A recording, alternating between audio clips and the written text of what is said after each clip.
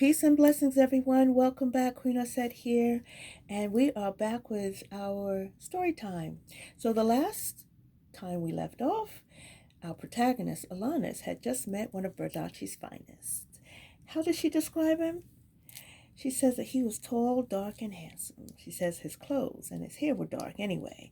He was a white guy, so he can only get so dark without being sunburned. And the last time we left off, they were going out for a walk. So, his name was Josh Logan, and he was the head of Bardacci's police department, detective division. He was also the entire staff. The Bardacci Police Department had 7 employees, and he was the only investigator in the bunch. His smirk disappeared fast when he found out who I was. "I'm sorry," I said. "I didn't know Athena had any children. When I saw the sign on, I just assumed some crony of hers was trying to pick up where she left off." "I look like a crony to you?" Logan winced. "An associate, a colleague," he said. "You know what I mean." "I do, actually.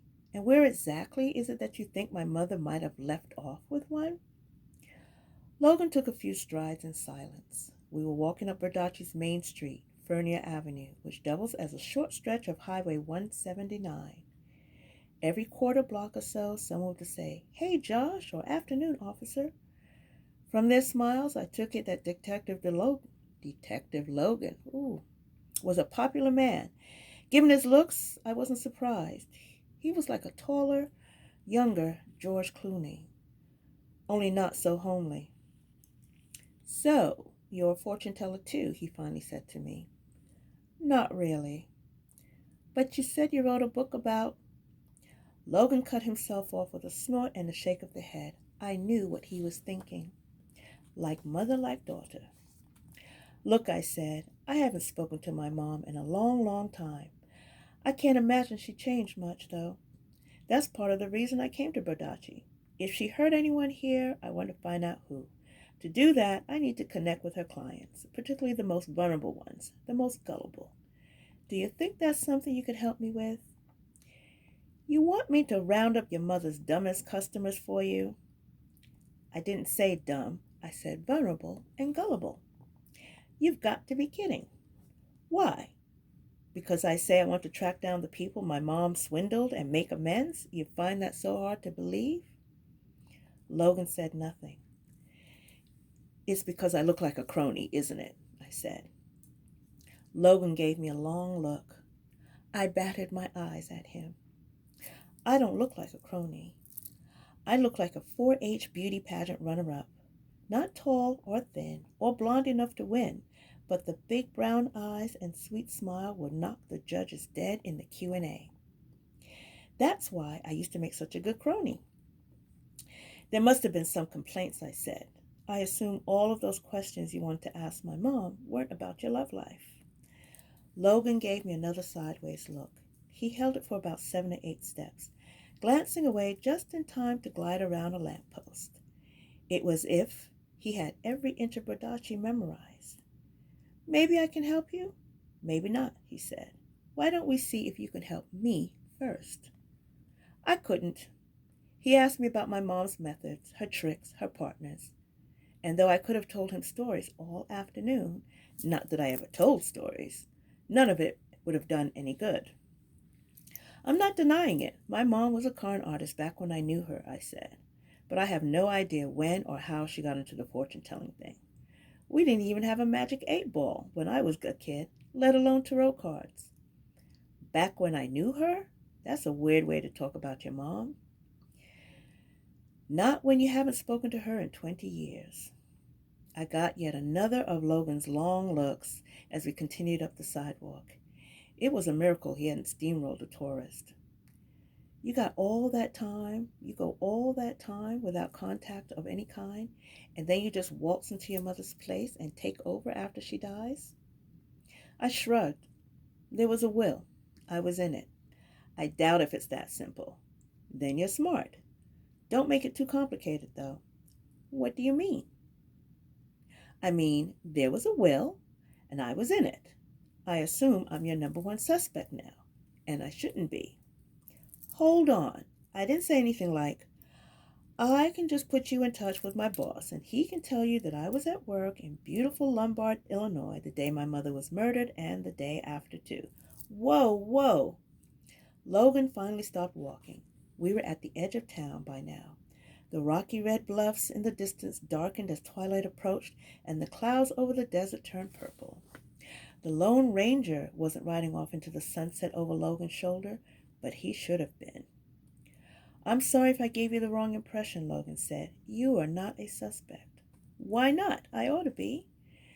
You just said you shouldn't be.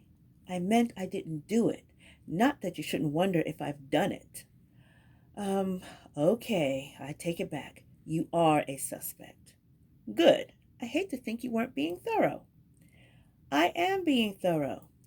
Then you can tell me who your other suspects are. No, I can't. Because you don't have any? Because I can't. All right. Can't comment on an ongoing investigation. I get it. I mean, I'm next of kin, not 60 Minutes. But okay, you've got rules to follow. If they say keep a broken-hearted daughter in the dark, keep a broken-hearted daughter in the dark. Why should you talk to me about any progress you might have made? I'm all alone here in town, in the world, really, but you don't know who I might be blabbing to. You can't violate confidentiality just to offer a little comfort to me. When I was done, Logan was wincing. I'd been hoping for a grimace. Look, I'm sorry, but I mean it, Detective. No need to apologize, really. I'm just trying to make sense of my mother's murder. But hey, protocols are protocols. They're more important than people, right? I got my grimace. I tell you what I said. Forget the suspects. Just tell me who I should avoid here. I'll be sticking around for a while, and I'm guessing my mom had enemies. Well, enemies is a strong word. Rivals, then. Competitors. People who didn't care for my mother. Suspects, in other words. Logan cocked his head and squinted at me. He was catching on. Not every small-town cop is a rube, unfortunately. I turned away and pointed back up the street. How about her, the old hippie chick who runs the House of Arcana? Josette Berg? She and Athena weren't BFFs, I can tell you that. Josette's one of the true believers. She isn't fond of opportunists and frauds. No offense. None taken, and I meant it. I've been raised to think opportunists and frauds were the smart ones. Everyone else was a sucker, especially the true believers. So who else is Josette unhappy with, I said. It'd be better if you never get to know them, Miss McLaughlin. Staying in Bataji is something I wouldn't advise. Why is that? Are you saying I'm in danger? Does that mean you're not sure my mother was killed by a burglar? Logan winced. How come she's the one asking all the questions he seemed to be thinking? You know what? He said. I should probably get you back to the White Magic 5 and dine. I'd hate for you to miss the evening rush. On the way back, Logan said he'd talk to my boss after all, just to be sure that he was being thorough. I gave him the number and the name of the place and who to ask for. Innovative Sales Solutions, he said as he typed it into his BlackBerry. Sounds like a telemarketing firm. For good reason. You're a telemarketer? Employee of the month, 50 months running. What do you sell? What do you got? Logan grunted with a gruff chuckle. You're really something, you know that? I did. The question was, what? I've been asking myself that for a long, long time. Oh, Logan said, can you give me a number for you too? In case I have follow-up questions? And what if I have follow-up questions? I have a feeling that's less of a what if than a when. You're probably right. Logan sighed, but he gave me his card anyway. Clarice was standing in the front of the White Magic 5 and dime when we walked up. I've been looking for you, she said to me. I had some things to discuss with Detective Logan here. I assume you two know each other. Hello, Clarice. Hello, the girl replied coolly. Too coolly. It was the kind of cool you only get with effort. Have you found out anything new? A little, Logan said. I think I'm making progress. good. Well, thanks for the welcome to Bradachi, Detective, I said. I hope we'll be staying in touch in the days ahead. Logan just smiled tightly and said goodbye. I glanced back at him as Clarice and I went inside. Logan was glancing back too, glowering back at both of us. Was I really one of his suspects? Maybe.